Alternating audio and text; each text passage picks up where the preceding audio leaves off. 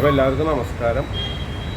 ഇപ്പോൾ ഞാനൊരു വ്യത്യസ്തമായിട്ടൊരു കാഴ്ച കാണിക്കുന്നു. അതായത് നമ്മുടെ കേരളത്തിൻ്റെ മനോഹാരിത, പ്രകൃതിയുടെ സൗന്ദര്യം ഒപ്പിയെടുക്കാനായിട്ട് ഗൾഫ് കൺട്രീസിൽ നിന്ന് വ്ളോഗേഴ്സ് നമ്മുടെ നാട്ടിലെത്തിയേക്കാണ്. അപ്പോൾ അവർ നമ്മുടെ കൂടെ ഉണ്ട്. ഞാൻ അവരെ കാണിച്ചു തരാം. അപ്പോൾ അവർ ഈ വീഡിയോ ഒക്കെ എടുക്കും ഭയങ്കര അവരാ ഭംഗി അവർക്ക് എത്ര പറഞ്ഞാലും മതി വരാത്ത ആ ഒരു രീതിയിലുള്ള ഭംഗിയാണ് അവരെ. അപ്പോൾ അവരെൻ്റെ കൂടെ ഉണ്ട്. അപ്പോൾ ഞാൻ അവരെ കാണിച്ചു തരാം.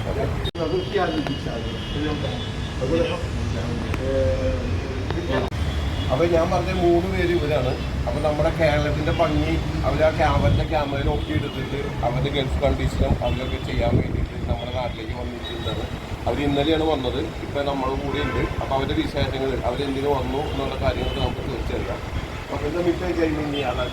يا هلا وسهلا بالمتابعين. الاخ ساندو ما شاء الله هني في كيرلا، هذا البلد الجميل، هذا البلد ما شاء الله الاجواء الجميله والهادئه وما شاء الله والنظيفه. نحن جينا تقريبا اسبوع زمان على اساس عندنا ترويج سياحي انا والاخوان. عندي الاعلامي الاخ عمار والمصور الاخ سعيد. ويا هلا وسهلا بالجميع. تفضل اخ عمار. طبعا بورتغالي عندي بورتغالي مستر ساندو. جماعة الخير يقول لك الهند الهند والهند والهند.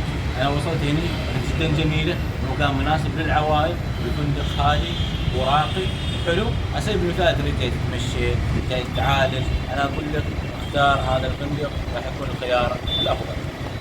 تعالوا إلى الهند، تعالوا إلى كيرلا بالتحديد إلى كوتشي وهذا الفندق. وأهم شيء ما ينسوا منار. يا أهلا وسهلا بالجميع. كيف كيرلا برابر؟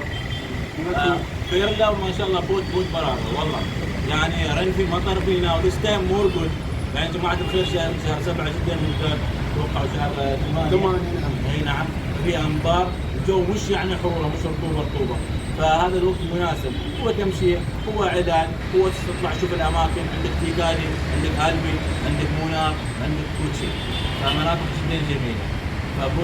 അപ്പോൾ ഇവർ പറഞ്ഞതെന്താണെന്ന് വെച്ച് കഴിഞ്ഞാൽ നമ്മുടെ കേരളം പ്രത്യേകിച്ച് മഴയുള്ള സമയങ്ങളിൽ ഭയങ്കര ഭംഗിയാണ് കാണാനായിട്ട്. അപ്പോൾ അവർ നമ്മുടെ ഈ കേരളത്തിനെ അങ്ങനെ തന്നെ ഒപ്പിയെടുത്തിട്ട് അവർ വ്ളോഗിൽ ചെയ്തിട്ട് നമ്മുടെ ഗൾഫ് കൺട്രീസ്, യൂറോപ്യൻ കൺട്രീസ് എല്ലാവർക്കും വേണ്ടിയിട്ടാണ് അവർ വ്ളോഗ് ചെയ്യുന്നത്.